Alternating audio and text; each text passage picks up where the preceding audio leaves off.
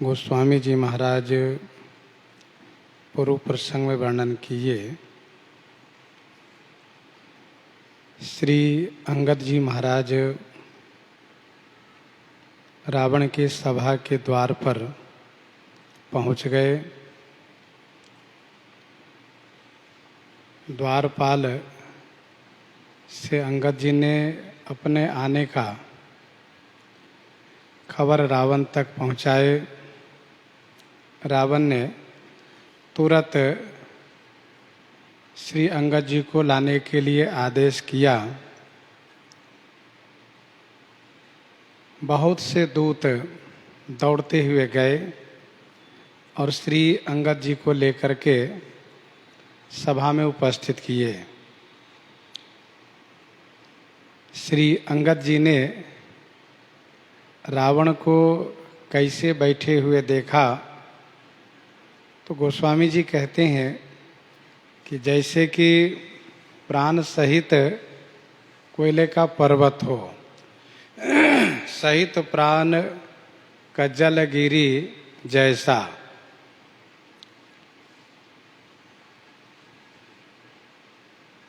जब रावण को पर्वत कहा तो पर्वत के ऊपर वृक्ष होते हैं, पर्वत के शिखर होते हैं, पर्वत में कंदराएं होती है, खोह हुआ करता है। गोस्वामी जी महाराज उन सभी बातों को आगे के प्रसंग में प्रस्तुत कर रहे हैं। भुजा बिटप सिर श्रृंग समाना रोमावली लता जनुनाना।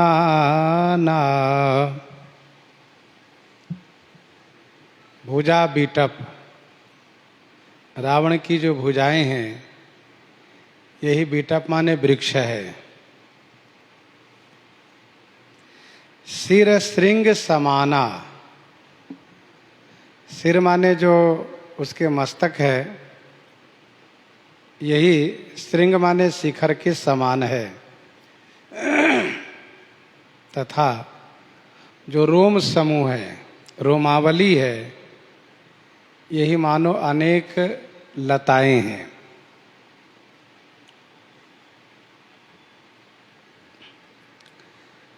भुजा बिटप सिर श्रृंग समाना रोमावली लता जनु नाना।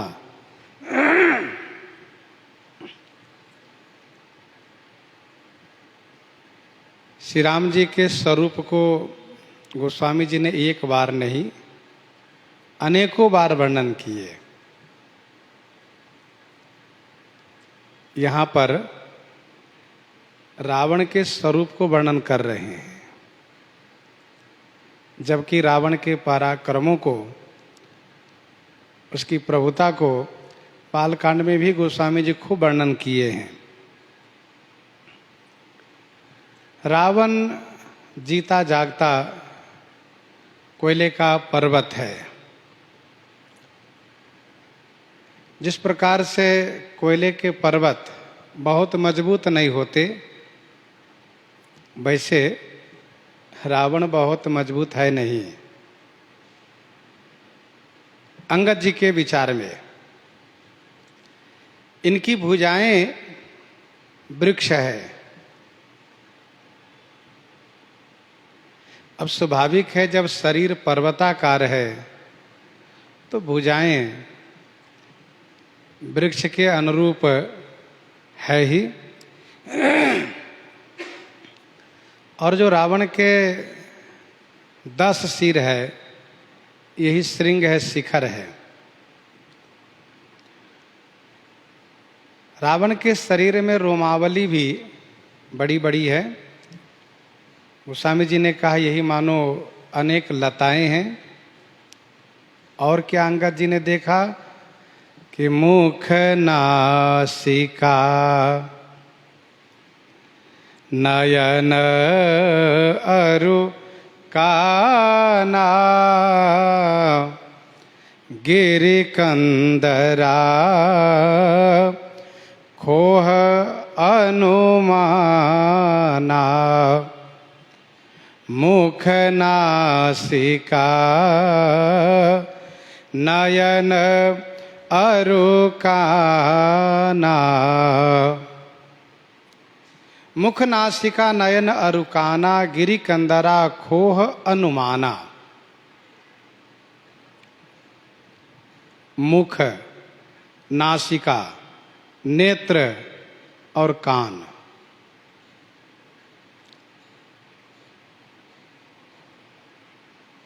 10 मुख है तो 10 नासिका भी है। नेत्र और कान ये 20-20 है। गिरि कंदरा खोह अनुमाना, पर्वत की कंदरा है, खोह है, ऐसा श्री अंगद जी ने अनुमान किया। कंदरा कहते हैं गुफा को, और खोह कहते हैं 2 पर्वतों के बीच का जो स्थान होता है उसको खोह कहते हैं। जो गड्ढा होता है उसको खोह कहते हैं। रावण के मुख ये मुख है और नासिका है, यही दोनों कंदरा है। कान और नेत्र ये दोनों खोह है। श्री अंगद जी ने अनुमान किया मुख नासिका नयन अरु काना गिरि कंदरा खोह अनुमाना। अभी दूर से देखा ही श्री अंगद जी ने अनुमान किया कि ये तो बड़ी कंदरा है, इसके मुख और नाक और कान तथा नेत्र ये दोनों खोह है। गयो सभा मन नेको न मूरा बाली तनय अति बल बांकुरा।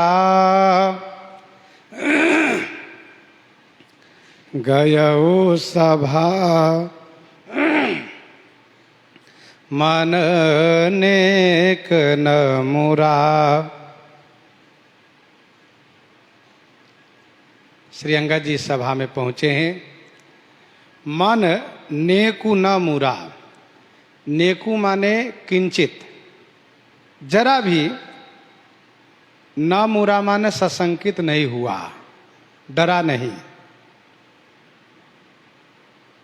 अंगद जी का मन रावण की सभा में रावण को देख करके किंचित भी संकित नहीं हुआ, जरा भी नहीं डरा।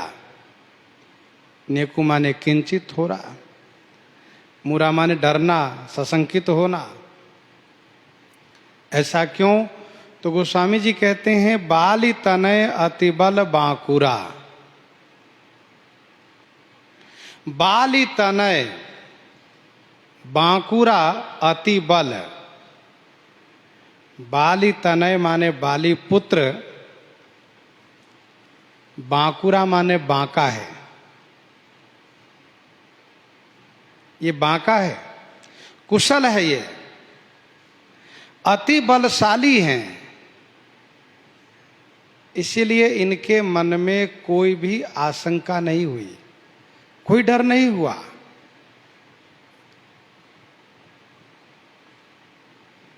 जिस प्रकार से श्री हनुमान जी महाराज रावण की सभा में जा करके बड़ी निर्भयता के साथ देखने लगे, दसमुख सभा दिख कपि जाई, कहीं न जाई कछु अति प्रभुताई। कहीं न जाई कछु अति प्रभुताई, कर जोरे सुर दिशिप विनीता, भ्रिकुटि बिलोकत सकल सभीता। परंतु देखी प्रतापन कपि मन शंका, जिमि अहिगन मह गरुड़ असंका। जैसे अहिगन मह सर्पों के बीच गरुड़ जी असंख्य होते हैं, निशंक रहते हैं। क्यों? क्योंकि वे भली भांति जानते हैं कि ये सब हमारे आहार है। डरने की कोई बात है नहीं। वैसे ही हनुमान जी महाराज रावण की सभा में जाने के बाद ऐसा अनुमान किए कि इन सबको मैं जब चाहे तब मार सकता हूं। देखी मैं दशकंठ सभा सब मोते को न सबलते। मैंने भली भांति देखा कि रावण की सभा में मुझसे अधिक सबल कोई है ही नहीं। श्री हनुमान जी महाराज ने एक ही निगाह में सबके बारे में समझ लिए और उन्होंने ऐसा माना कि यदि एक साथ भी ये लोग हमारे साथ भीड़ जाएं तब भी हम सबको मार सकते हैं। वैसे ही श्री अंगद जी महाराज का मन सशंकित नहीं हुआ। ये रावण की सभा है जहां पर इंद्रादि देवता हाथ जोड़े खड़े हैं। किसी को भी रावण के इस पराक्रम को, प्रभुता को देख करके डर जाना स्वाभाविक है, लेकिन अंगद जी को डर नहीं हुआ, जरा भी डर नहीं हुआ।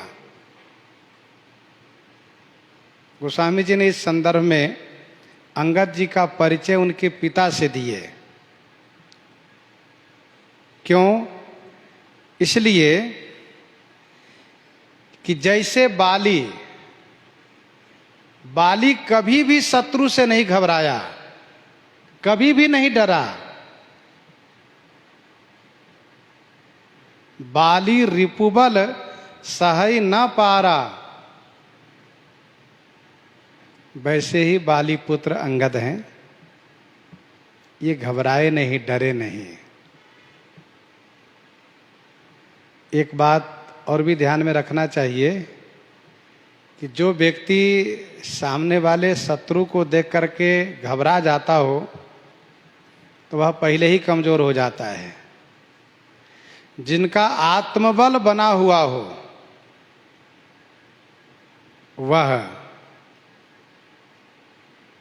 वह पराजित नहीं हो सकता।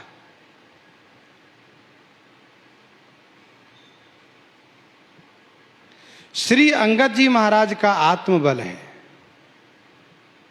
श्री रघुनाथ जी के प्रताप इनके साथ हैं, बाली के पुत्र हैं। बाली तनय अति बल बांकुरा, उठे वो सभासद कपि कह देखी।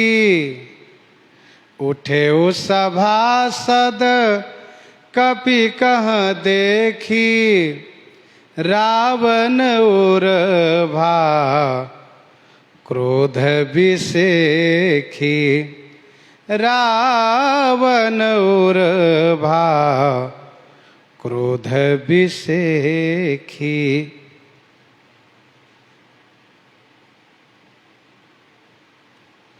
यह श्री अंगद जी का व्यक्तित्व कह लीजिए अथवा उनका तेज कह लीजिए। रावण के तेज से अंगद जी को कोई भय नहीं हुआ, लेकिन अंगद जी के तेज से रावण की सभा में बैठे हुए जितने लोग हैं उन सब को एकदम से धक्का सा लगा और सब उठकर खड़े हो गए। उठे उस सभासद कपि कहाँ देखी। कपि को देख करके सभासद सब उठकर खड़े हो गए। यह देख करके रावण उर्भा क्रोध विशेखी, रावण के हृदय में विशेष रूप से क्रोध हुआ। बताओ, मेरी सभा में और एक बानर का इतना बड़ा सम्मान। मेरे सभासद लोग उनको उत्थापन दे रहे हैं। इसलिए रावण के हृदय में बहुत क्रोध आया। रावण वैसे भी किसी का उत्कर्ष को नहीं सह सकता, किसी के बड़प्पन को नहीं सह सकता, और वो भी अपने सामने बानर का बड़प्पन, बानर का उत्कर्ष। और रावण के सभासद लोग कर रहे हैं, इसलिए उनको बहुत क्रोध आया। उठे वो सभासद कपि कहाँ देखी, रावण उर्भा क्रोध विशेखी। वस्तुतः श्री अंगद जी का जो तेज है उसी का ये प्रभाव है। जैसे महर्षि श्री विश्वामित्र जी महाराज श्री राम जी, लक्ष्मण जी तथा अन्य शिष्यों के साथ अमराई में ठहर गए। श्री मिथिलेश जी को सूचना मिली, वे सपरिकर ससमाज श्री विश्वामित्र जी से मिलने के लिए आए। श्री राम जी, लक्ष्मण जी तब नहीं थे जब श्री मिथिलेश जी आए, और जब मिल रहे थे उसी बीच श्री राम लक्ष्मण दोनों भाई आए।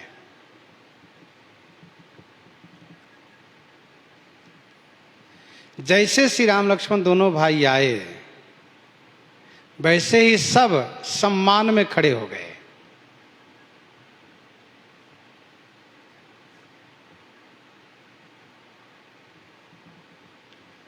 उठे सकल जब रघुपति आए, सब उठकर खड़े हो गए।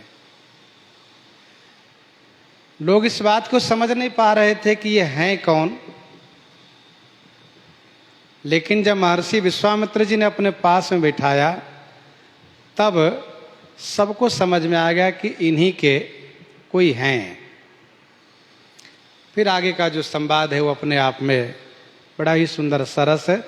कहने का अभिप्राय यह है कि श्री राम जी का तेज है।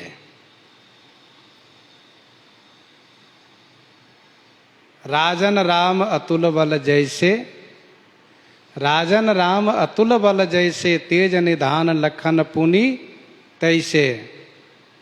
कंपहि भूप बिलोकत जाके, जिमि गज हरि किशोर के ताके।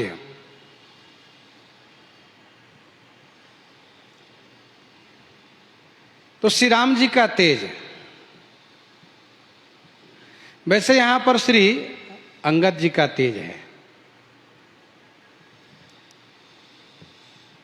श्रीमद् भागवत महापुराण की कथा में हम आप श्रवण करते हैं, श्री परीक्षित जी को कल्याण करने के लिए बड़े बड़े मनीषी, महर्षि, ब्रह्मर्षि, तपस्वी सब एकत्र हुए हैं। उसी बीच श्री सुखदेव जी का आगमन होता है। श्री सुखदेव जी युवक हैं, युवा हैं, और सभा में उपस्थित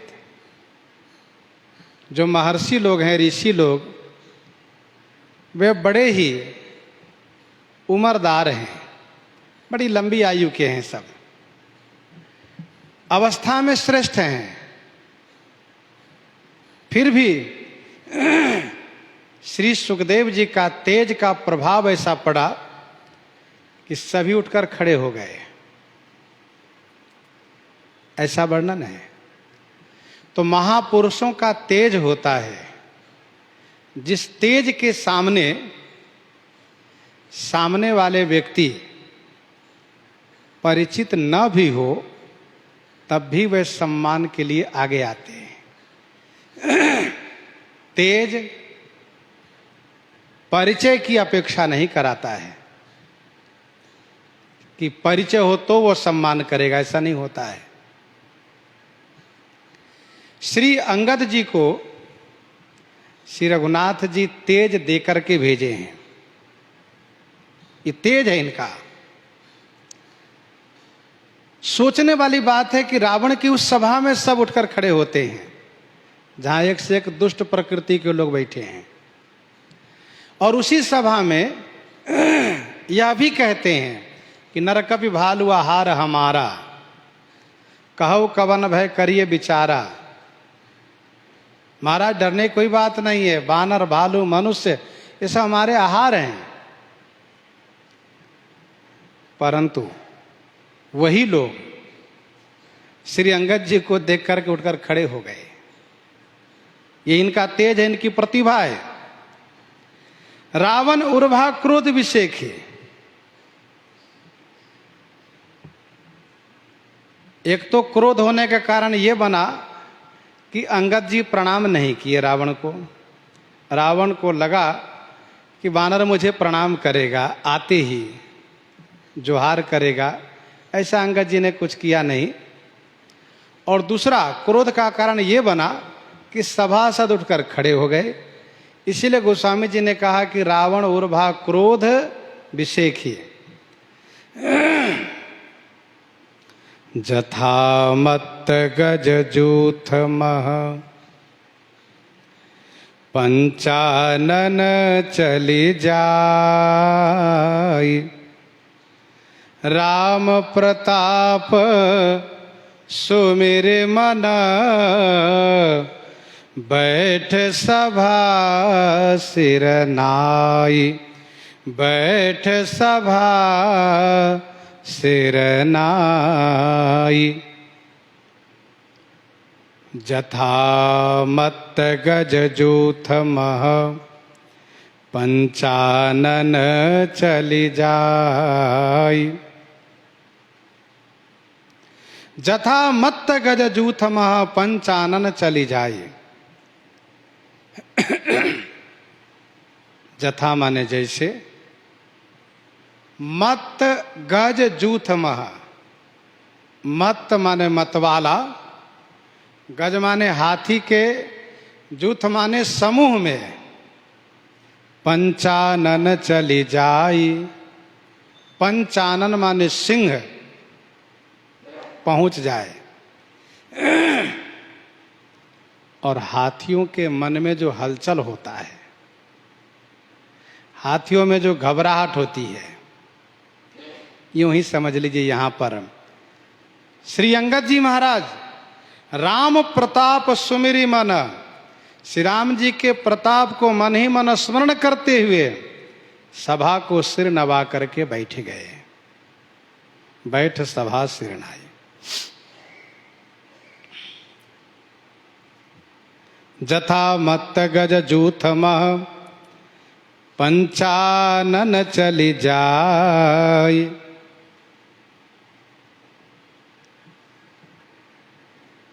इस प्रसंग में श्री अंगद जी को सिंह भी गोस्वामी जी ने कहा और हाथी भी। सिंह ठवनी इत उत चितव, जथा मत्त गज जूथ मह पंचानन चली जाई। दोहा 18 में भी सिंह कहा, 19 में भी पंचानन कहा, और बीच में इन्हें हाथी भी कहा। कपि कुंजर ही बोली लई आए। कहने का भाव यह है कि रावण सशरीर जीता जागता पहाड़ है, और उसकी भुजाएं वृक्ष है, तो समझना चाहिए उन वृक्षों का जंगल है। जंगल में, वन प्रदेश में जहां खो भी है, कंदरा भी है, वहां सिंह भी रहते हैं, हाथी भी रहते हैं।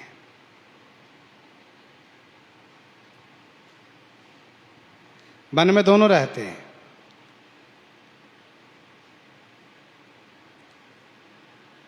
कवि को जब जैसा उचित लगता है उसी प्रकार से वर्णन करते हैं। जब उनको लगा कि सिंह कहना चाहिए, उन्होंने सिंह कहा। जब उनको लगा कि नहीं नहीं कपि कुंजर ही कहना चाहिए, तो कपि कुंजर कहा। जथा मत्त गज जूथ मह पंचानन चली जाए।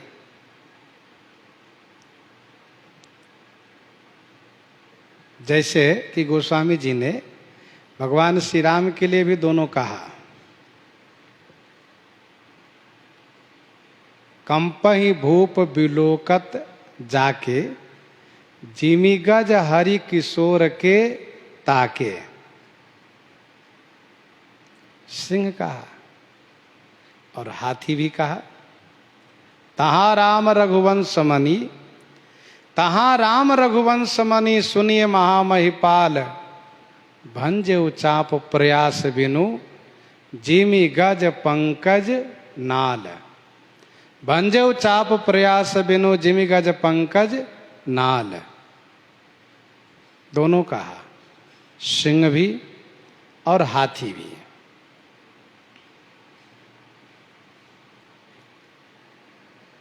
जथा मत्त गज जूथ मह पंचानन चली जाए। पंचानन सिंह के लिए प्रयोग किया जाता है। सिंह का संबोधन किया जाता है पंचानन से।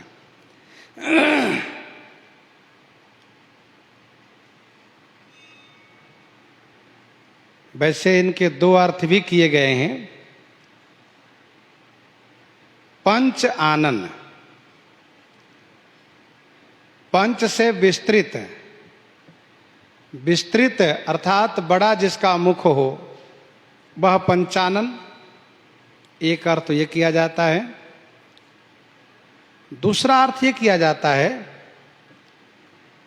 कि उसके चारों पंजे, उसके चारों पंजे मुख के जैसे ही चीर फाड़ करते हैं। जो काम वे मुख से करते हैं वह काम वे चारों पंजे से भी करते हैं। चारों पंजे उसके नाखून से चीर फाड़ करते हैं। इसीलिए सिंह को पंचानन कहा गया है। और ये पंचानन शब्द केवल सिंह के लिए प्रयोग किया जाता है। पंचानन है वो। जथा मत्त गज जूथ मह पंचानन चली जाए। हाथी के समूह में यदि पंचानन पहुंच जाए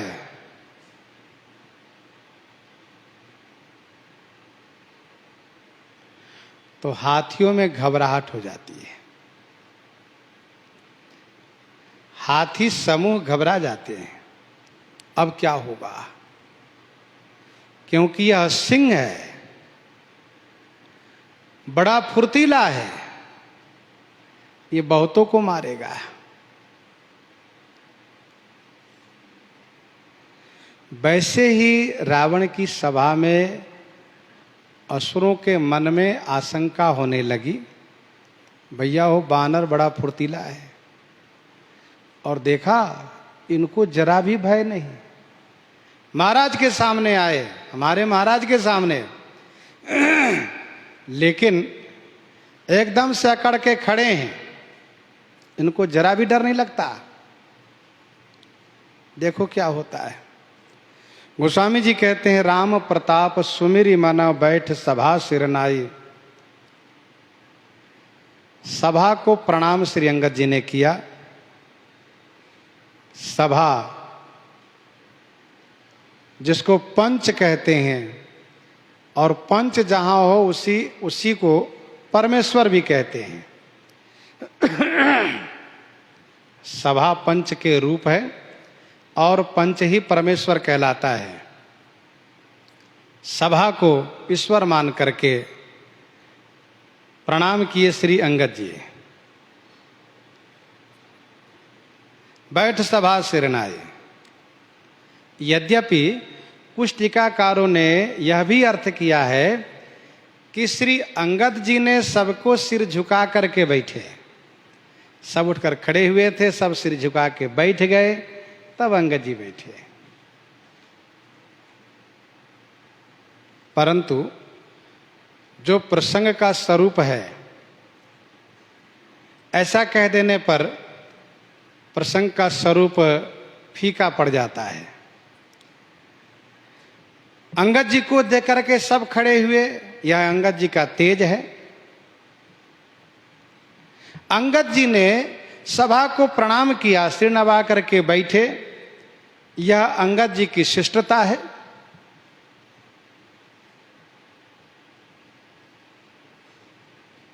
राम प्रताप सुमिरि मन,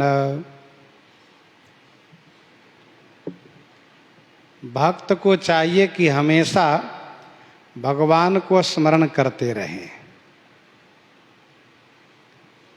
विनय पत्रिका 85 में गोस्वामी जी ने लिखा, विनय पत्रिका 85 में, मन माधव को नेको निहारहि, सुनु सठ सदा रंक के धन ज्यों, छिन छिन प्रभु ही संभारहि। सुनु सठ सदा रंक के धन ज्यों, छिन छिन प्रभु ही संभारे। प्रति क्षण भगवान को स्मरण करते रहना चाहिए।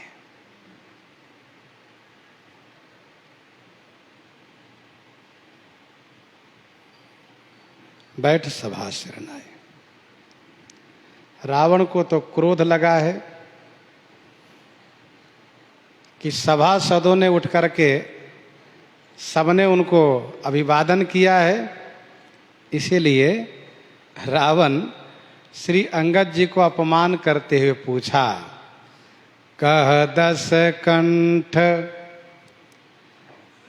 कवन तै बंदर, मैं रघुबीर दूत दस कंधर। कह दस कंठ कवन तै बंदर, मैं रघुबीर दूत दस कंधर। कह दस कंठ कवन तै बंदर। दस कंठ रावण ने कहा, अरे बंदर, तय कवन, तू कौन हो? अरे वानर, तुम कौन हो? अंगद जी समझ गए किसको बहुत बुरा लगा है सभासदों के खड़ा होने पर, इसलिए मुझे अपमान करते हुए कहता है, अरे बंदर, तू कौन है? कहां से आए हो? तुम्हारे बाप का क्या नाम है? अंगद जी ने सोचा इन्हीं के जैसा जवाब देना चाहिए। कहा, अरे दस कंधर, मैं रघुवीर दूत। अरे दस कंधर, मैं रघुवीर का दूत हूं। बस इतना ही कहा। जैसे को तैसे जवाब। सठम साठ्यम समाचरित। कह दस कंठ कवन तय बंदर, मैं रघुवीर दूत दस कंधर।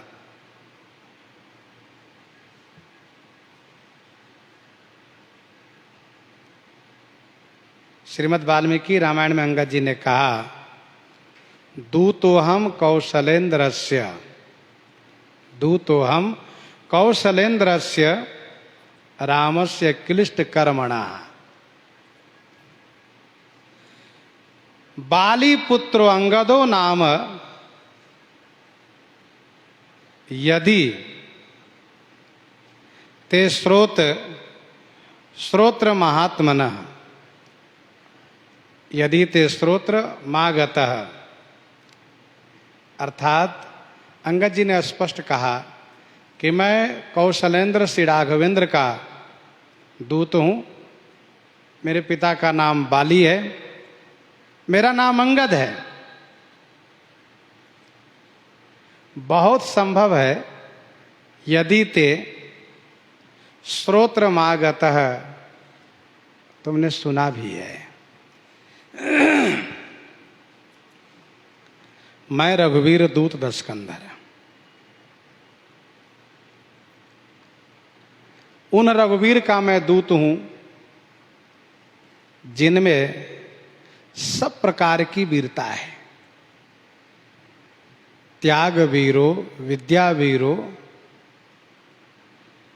दया वीरो, विचक्षण, पराक्रमो महावीरो, धर्म वीरो, सदा स्वतः। ये पंचवीरता जिनमें है।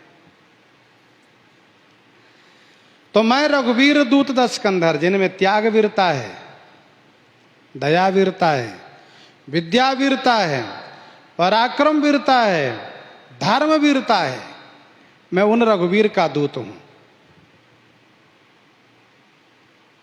सुनो, मम जन कही तो ही रही मिताई,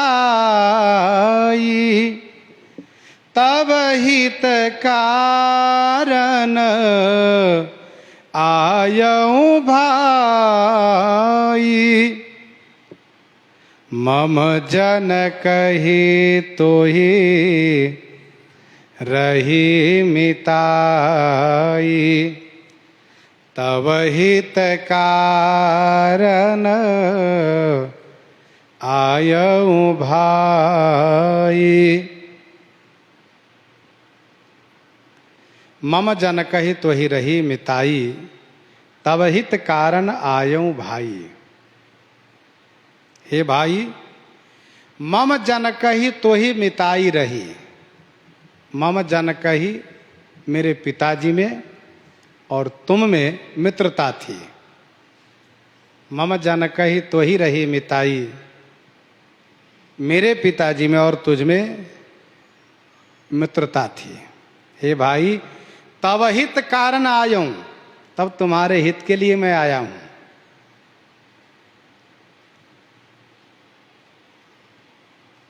मम जन कही तो ही रही मिताई। श्रीमद् वाल्मीकि रामायण में कथा प्रस्तुत है। रावण चाहता था बाली को मैं छल से पकड़ लूं। तब बाली समुद्र में स्नान करके संध्या वंदन कर रहे थे। पीछे से रावण जा रहा था। रावण जा रहा था। बाली कुछ समझ में बात आ गई कि ये कुछ न कुछ चालाकी करना चाह रहा है। तो बाली ने झट से उन्हें पकड़ करके अपनी कांख में दबा लिया और फिर बाकी का जो उनका संध्या बंधन था वो पूरा किए और उसको कांख में दबाए हुए फिर सभी समुद्र के तट पर गए। क्योंकि बाली का यह नित्य नियम था कि दक्षिण, पश्चिम, उत्तर और पूरब चारों दिशा के समुद्र के तट पर जाने का, ये उसके नित्य का नियम था। तो सब तरफ रावण को लिए घुमाया और किष्किंधा में आए। कुछ और भी बाकी कार्य था उसको पूरा किए। इसके बाद रावण बहुत परेशान था, कांख में दबा हुआ। बाली ने अपनी भुजा को, अपनी हाथ के ऊपर उठाया, धम से नीचे गिरा बाली ने पूछा कौन हो, कहाँ से आए हो?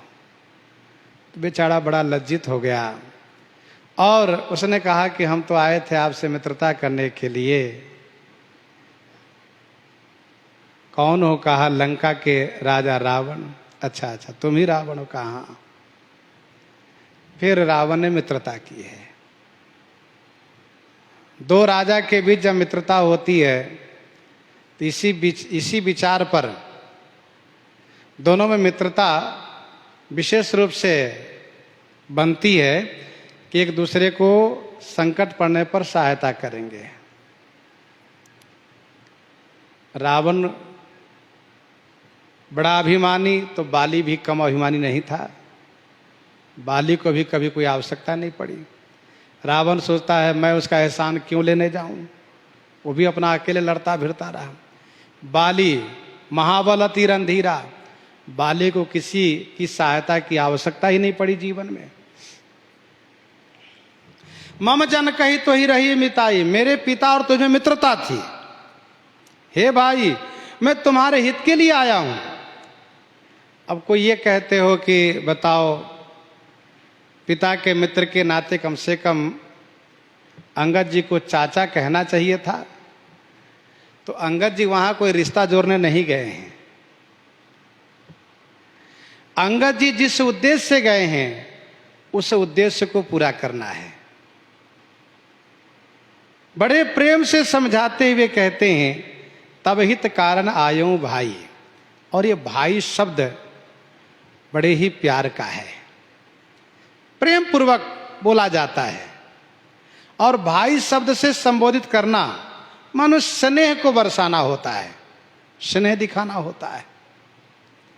बरा नुहार बरा तन भाई, हंसी करई हूं परपुर जाई।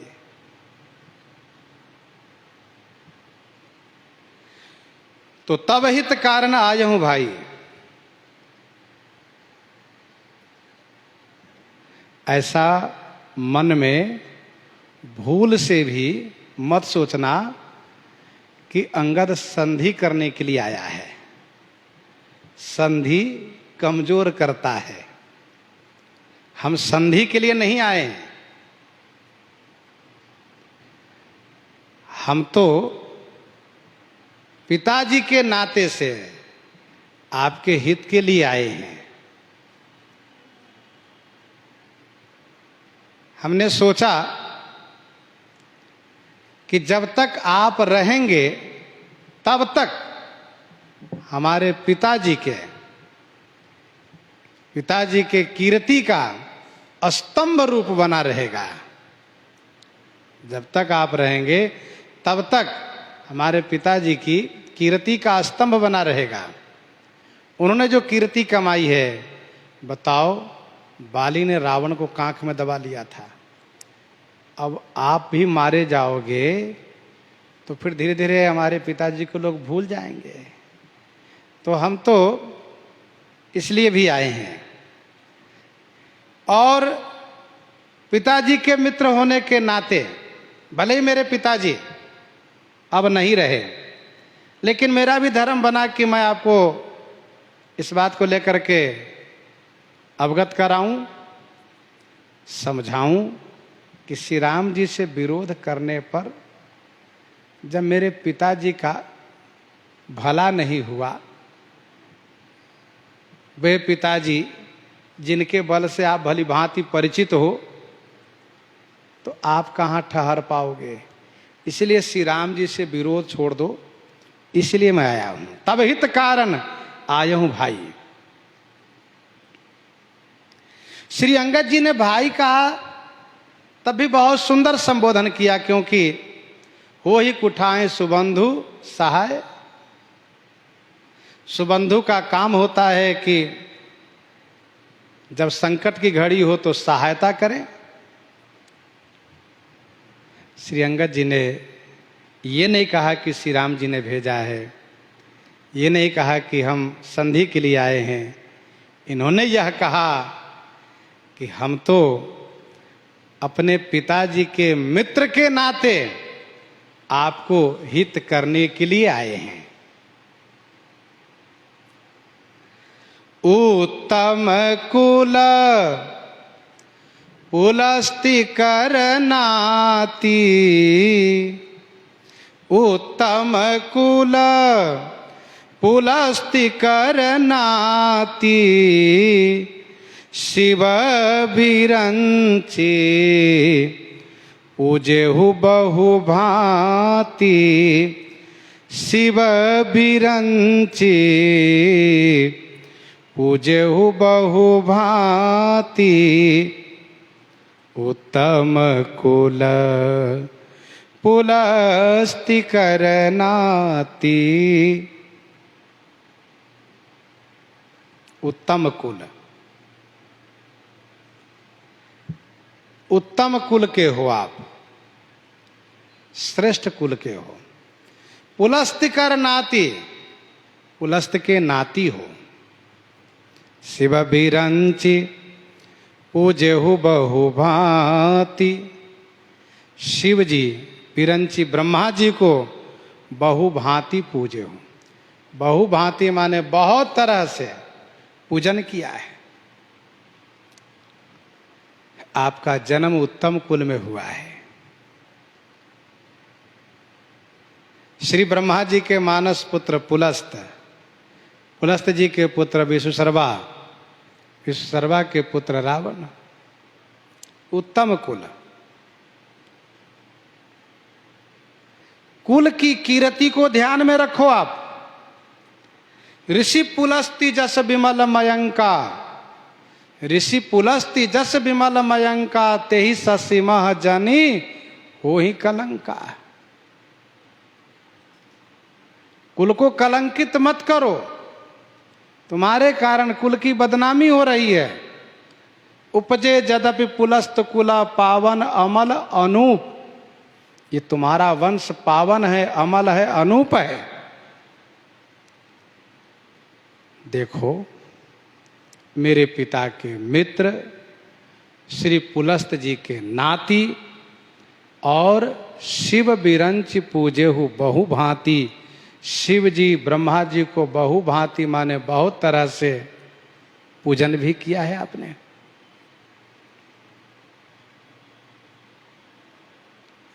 खूब पूजन किया है। रावण ने जो तपस्या की है वह अपने आप में प्रशंसनीय है। ऐसी तपस्या किसी ने नहीं की, क्योंकि इसने अपने सिर को काट करके भगवान शिव को अर्पित किया है। सिर सरोज निज करण ही उतारी, पूजे अमित बार त्रिपुरारी, पूजे अमित बार त्रिपुरारी।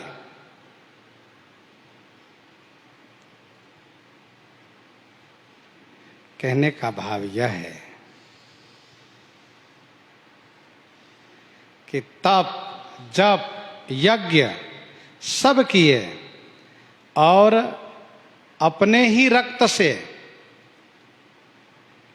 भगवान शिव के चरण को प्रक्षालन किए। तुमने बड़ी तपस्या की है। शिव विरंच पूजे बहु भांति, और उन लोगों ने वरदान भी दिए। बर पायहु किन्हें सब काजा, बर पायहु किन्हें हो सब काजा, जीते हो लोक पाल सब राजा, जीते हो लोक पाल सब राजा। बर पायहु, वरदान पाए। सब काजा किन्हें, सब काज तुम किए। जीते हो लोकपाल सब राजा, स्वर्ग में रहने वाले सब लोकपाल, भूमि पर रहने वाले सभी राजाओं को तुमने जीत लिया।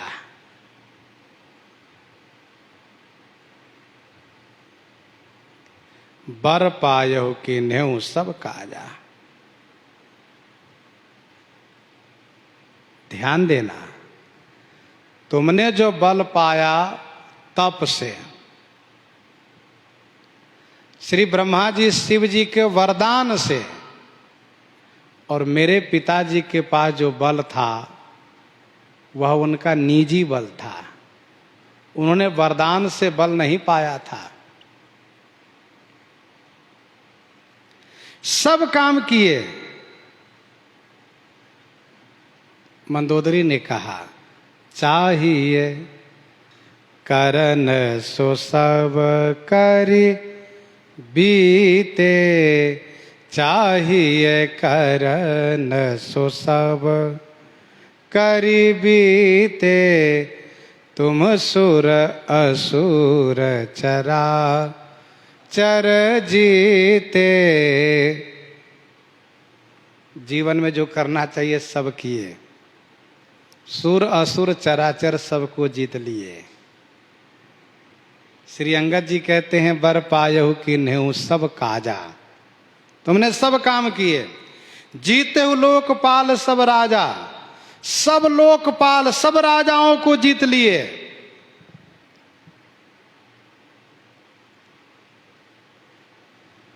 जितने लोकपाल हैं, रवि शशि पवन वरुण धनधारी, रवि शशि पवन वरुण धनधारी, अग्निकाल जम सब अधिकारी, ये जो लोकपाल हैं उनको जीत लिया, सब राजाओं को जीत लिया। भुजबल विश्व वश्य करी राक्षसी कौन स्वतंत्र, मंडलीक मणि रावण राज करई निज मंत्र, राज करई निज मंत्र। तो जीवन में सब कुछ किए, स्वर्ग तक अपनी प्रभुता का परिचय दिए। कौन नहीं जानता आपको, परंतु एक गलती तुमने की, एक भूल की है। निर्भय अभिमान मोह बस किंबा, हरियाने हो सीता जगदम्बा, निर्भय अभिमान मोह बस किंबा, निर्भयाभिमान मोह बस किंबा, हरि आने हूँ सीता जगदम्बा। निर्भयाभिमान माने राज अभिमान, राजमद, किंबा माने अथवा मोह के वश होने से। जगदम्बा सीता हरि आने हूं, जगदम्बा श्री सीता को हर कर ले आए तुम, ये तुम्हारी भूल है, यही गलती है तुम्हारी। निर्भयाभिमान मोह बस किंबा, यह जो तुमने अपराध किए इसका कारण है निर्भयाभिमान, राजमद अथवा मोह माने अज्ञानता, मोह बस, किंबा माने अथवा। मनुष्य दो स्थिति में अपराध करता है, एक तो उसके पास आवश्यकता से ज्यादा बल मिल गया हो, वैभव मिल गया हो, प्रभुता मिल गई हो, और दूसरे में उसमें समझदारी कम हो। तो राजा लोग अपराध कर जाते हैं राज मद के कारण। सहस बाहु सुरनाथ त्रिशंकु, सहस बाहु सुरनाथ त्रिशंकु, केहिन राज मद दीन कलंकु। क्या सहस्राबाहु, क्या इंद्र, क्या त्रिशंकु, ये तीनों राजमद से ही तो पागल हुए। और भी है, शशि गुरु तिय गामी नहुस, चढ़े भूमि सुर जान, लोक वेद ते विमुख भा, अधमन बेन समान, अधमन बेन समान।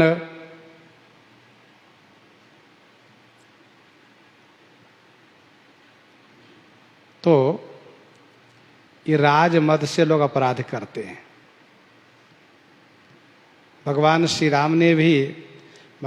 राम जी ने भी लक्ष्मण जी से कहा, भैया लक्ष्मण, कही तात तुम नीति सुहाई, कही तात तुम नीति सुहाई, सबते कठिन राजमद भाई, सबते कठिन राजमद भाई। ये राजमद सबसे कठिन है।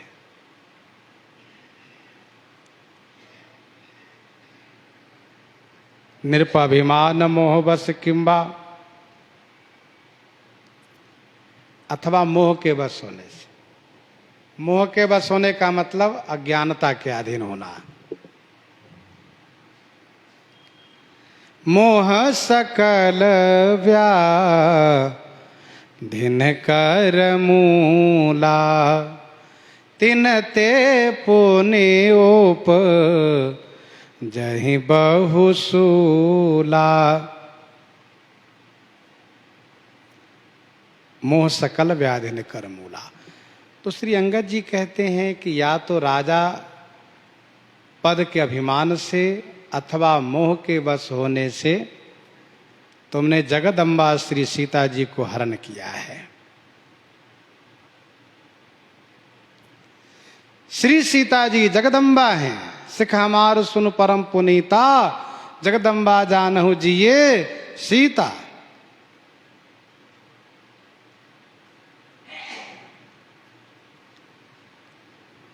हरियाने हूँ सीता जगदम्बा।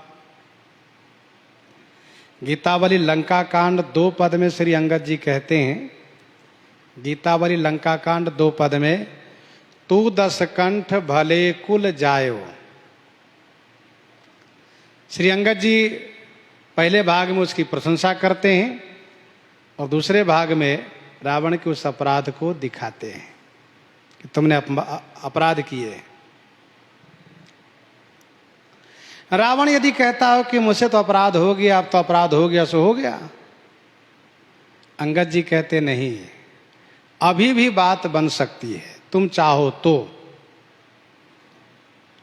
अब शुभ कहा सुनहु तुम मोरा, सब अपराध क्षमहि प्रभु तोरा। अब शुभ कहा सुनहु तुम मोरा, सब अपराध क्षमहि प्रभु तोरा। अब तुम मोरा शुभ कहा सुनहु, अब तुम मेरा शुभ कहा हुआ सुनो। सब अपराध क्षमहि प्रभु तोरा, प्रभु तुम्हारे सभी अपराध को क्षमा करेंगे। सब अपराध क्षमहि प्रभु तोरा।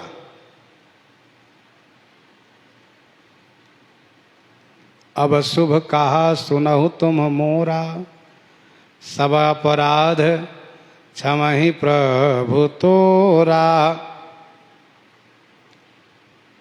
अब भी मेरा कहा कल्याणकारी जो उपदेश है उसको तुम सुनो।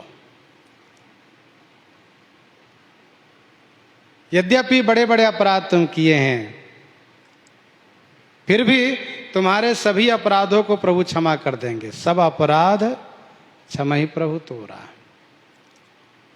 श्री सीता हरण, श्री जटायु को मारना, विभीषण जी को लात मारना, नगर से निकाल देना, देवताओं को, मुनियों को, पृथ्वी को त्रस्त कर देना, ये सब तुम्हारे अपराध है।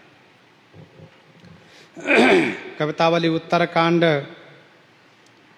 3 पद में गोस्वामी जी ने लिखा,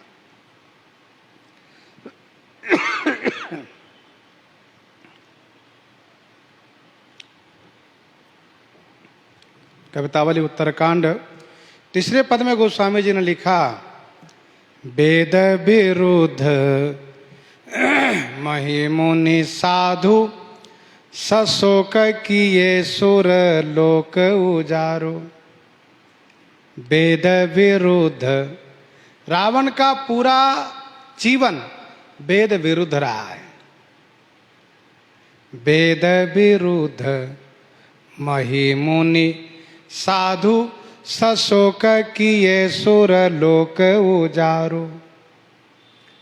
और कहाँ कहूँ तिये हरि, तब हूँ करुणा कर कोपन धारो। सेवक छोहते छाड़ी क्षमा, तुलसी लख्यो राम सुभाव तिहारो। तौलो न दाप दल्यो 10 कंधर, जौलो विभीषण लात न मार्यो। जौलो विभीषण लात न मार्यो। श्री अंगद जी कहते हैं कि सब अपराध क्षमय प्रभु तोरा। श्री राम जी तुम्हारे सभी अपराध को क्षमा करेंगे, क्योंकि शरण गए प्रभु ताहु न त्यागा। शरण गए प्रभु ताहु न त्यागा। विश्वद्रोह कृत अघ जेहि लागा।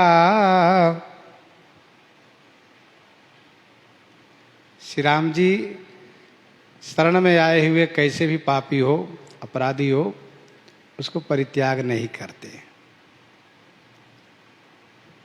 श्री अंगद जी महाराज श्री रघुनाथ जी के उन्हीं वाक्य को ध्यान में रखते हुए, काज हमार तासु हित होई, रिपुसन करहु बत कही सोई। श्री अंगद जी महाराज एक सुंदर सलाह देते हैं। दसन गहु तृण कंठ कुठारी, परिजन सहित संग निज नारी। दसन गहु तृण कंठ कुठारी, परिजन सहित संग निज नारी। दसन गहु तृण कंठ कुठारी। दसन तृण गहु, दसन माने दांत में, तृण माने घास दबा लो, दांत तले घास दबा लो। और कंठ कुठारी, कंठ में गले में कुल्हाड़ी बांध लो। और परिजन माने कुटुंबी के सहित, और हाँ संग में नारी को भी ले लेना, अपनी उन मंदोदरी आदि नारी को भी ले लेना। श्री अंगद जी का सुझाव है, ये प्रस्ताव है। दसन गहु तृण कंठ कुठारी, दांत तले घास दबाने का मतलब ये होता है कि हम पशु हैं, ना समझ हैं, इसलिए हमसे भूल हो गई। गले में कुल्हाड़ी बांधने का मतलब ये होता है कि ये सिर कटा हुआ है, ये कुल्हाड़ी गर्दन आपके सामने है, इस कुल्हाड़ी से ये गर्दन कटा हुआ है, आप चाहे काट दीजिए चाहे रहने दीजिए। अर्थात पूर्ण रूप से दैन्यता का यह प्रमाण है। दसन गहु तृण कंठ कुठारी, अब परिजन सहित संग निज नारी। परिजन माने कुटुंबियों को तथा नारी को साथ में ले लो, यह कहने के लिए कि यह परिजन, यह नारी सब के सब आपके चरणों में समर्पित हैं। हम सब आपके चरण में आए हैं, शरण में आए हैं। सादर जनक सुता करि आगे, यही विधि चलहु सकल भय त्यागे। सादर जनक सुता करि आगे, यही विधि चलहु सकल भय त्यागे। सादर जनक सुता करि आगे, सादर माने आदर पूर्वक श्री जनक नंदनी श्री सीता जी को आगे करके और इसी प्रकार से समस्त भय को त्याग करके आप चलो। किशोरी जी को आगे कर लो और जैसा मैंने कहा वैसे ही सबको साथ में ले लो और चलो, निर्भय होकर चलो। मैं साथ चलूंगा ना।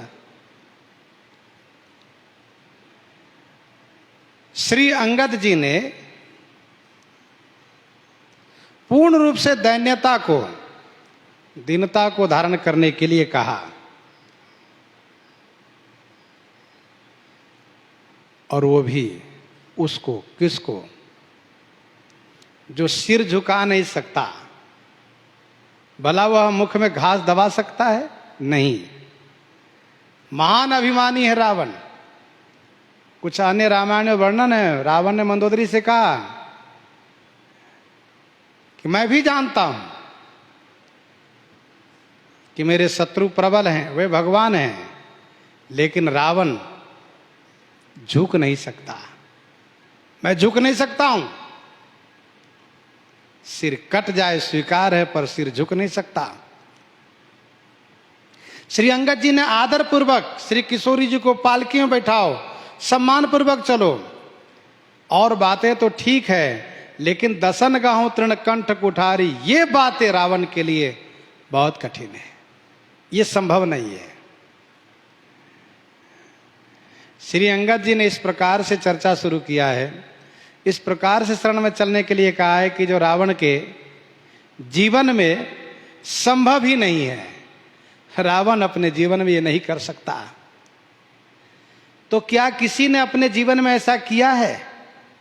क्या किसी ने अपने जीवन में ऐसा किया है कि दांत तले घास दबाए हो, गले में कुल्हाड़ी बांधे हो?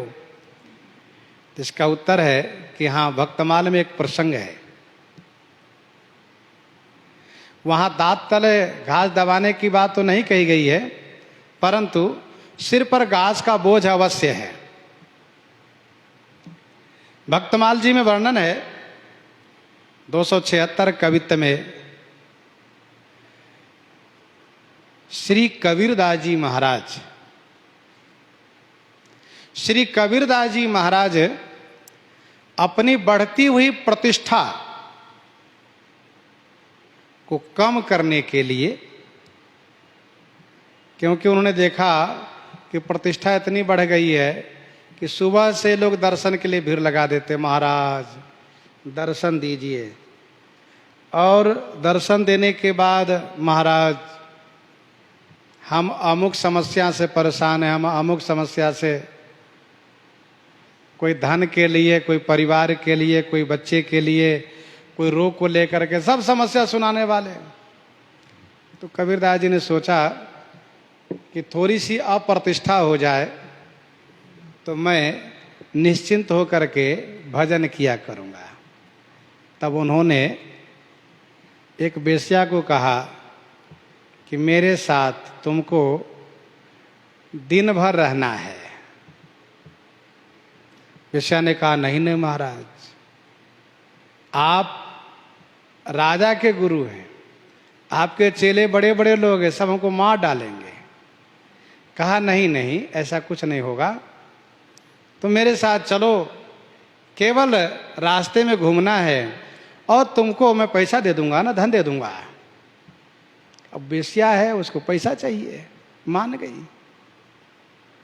कबीरदास जी महाराज बोतल में गंगा जल भर लिए, थोड़ा उसको रंगीन कर दिए और वेश्या के हाथ पकड़ करके मुख्य मार्ग से निकल लिए। तो जो सज्जन लोग थे वे तो बड़े दुखी हुए कि ये क्या दिख रहा, ये क्या देख रहे हैं हम लोग, ये क्या हो गया, भगवान की माया बड़ी बलवती है, क्या हम लोग देख रहे हैं। और जो दुर्जन लोग हैं बड़े खुश हुए कि हाँ देखो हम कहते थे ना। लोग बिल्कुल उनके पीछे भागते थे, देखा कबीर क्या है। परिणाम ये हुआ कि जो लोग सुबह से भीड़ लगाते थे, दूसरे दिन कबीरदास जी के कुटिया पर कोई आए ही नहीं। रोज श्री कबीरदास जी कुटिया के किवाड़ बंद करके साधना करते थे, भजन करते थे। अब किवाड़ खोल के बैठे हैं, खुली हवा ले रहे हैं, भजन कर रहे हैं, कोई नहीं आने वाला है। कबीरदास जी बहुत खुश हो गए, देखो थोड़े में काम बन गया।